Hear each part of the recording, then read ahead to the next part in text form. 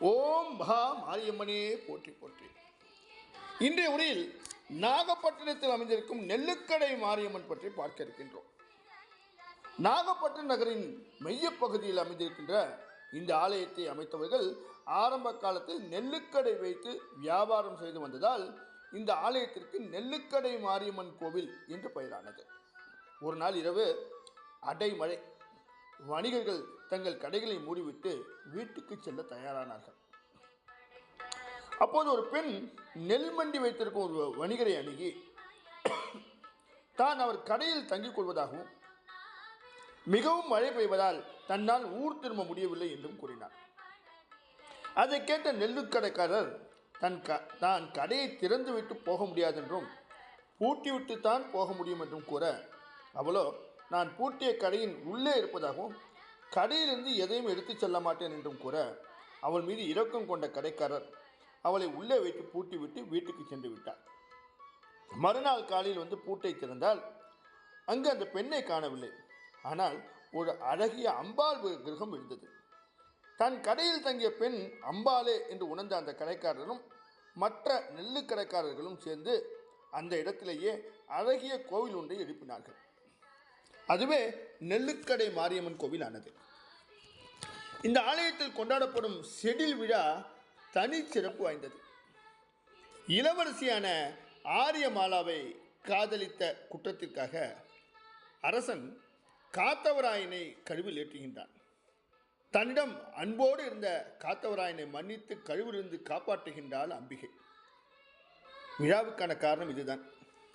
சித்திரை பெருவிழாவில் நடைபெறும் செடில் உற்சவம் மிகவும் புகழ்பெற்றது. செடில் என்ற இந்த உற்சவத்தில் காத்தவராயன் அவனுடைய உருவில் ஒரு பக்தர் பங்கு பெறுவார். அவர் செடிலில், அதாவது காத்தவராயன் கழுவில் ஏறி நிற்கும் தோற்றத்தில் இருப்பதை தான் செடில் என்று சொல்வார்கள். அந்த செடிலில் ஏறிக்கொள்கின்றார். குழந்தைகளை அவரிடம் கொடுத்து செடில் ஒரு சுற்று வந்ததும் ஆசி வாங்க மறுபடியும் திரும்பி பெறுகின்றார்கள். இதனால் குழந்தைகள் உடல்நலத்தோடு ஆரோக்கியமாக இருப்பார்கள் என்பது நம்பிக்கை. இந்த வழிபாடு ஜாதி மத வேறுபாடு இல்லாமல் நடக்கின்றது. சுமார் 5000 குழந்தைகளாவது இவ்வாறு ஆசி பெற்றுக் கொள்கின்றார்கள்.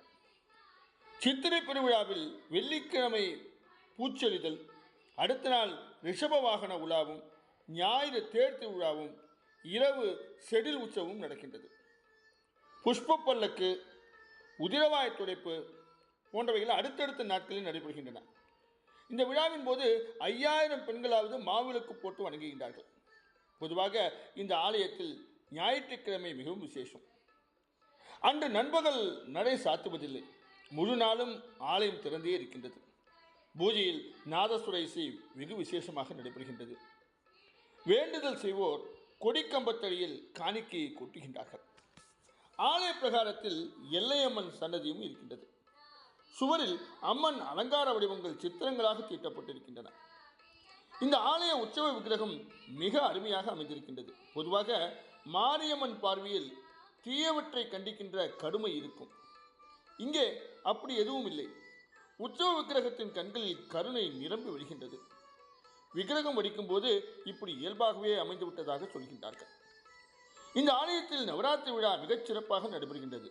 அந்த விழாவின் போது 9 நாட்களும் 9 வித அலங்காரத்தோடு அம்பாள் காட்சியளிக்கின்றார். விழாவின் போது ஆலய வீதிகளில் கடைகள் வைத்து ஊரே விழாக்கோலம் கொண்டிருக்கின்றது. பக்கத்து ஊர் மக்கள் பெருமளவில் வந்து கூடுகின்றார்கள். உற்சவத்தின் போது பூ மற்றும் நகை அலங்காரத்துடன் அம்பாள் ஊர்வலமாக வருவது காண கண்கோடி வேண்டும். அம்பாளின் அருளை பெற நாமும் ஒரு முறையாவது இங்கு சென்று வர வேண்டாமா? கண்டிப்பாக சென்று வர வேண்டும். இந்த ஆலயத்தை பற்றிய விஷயங்களை இத்தோடு முடித்து நாளை வேறு ஒரு மாரியம்மன் ஆலயத்தில் சந்திக்கின்றேன். இன்று விடுத்து நாளை சந்திப்போமா? ஓம் மகா மாரியம்மனே போற்றி. ஓம் மகா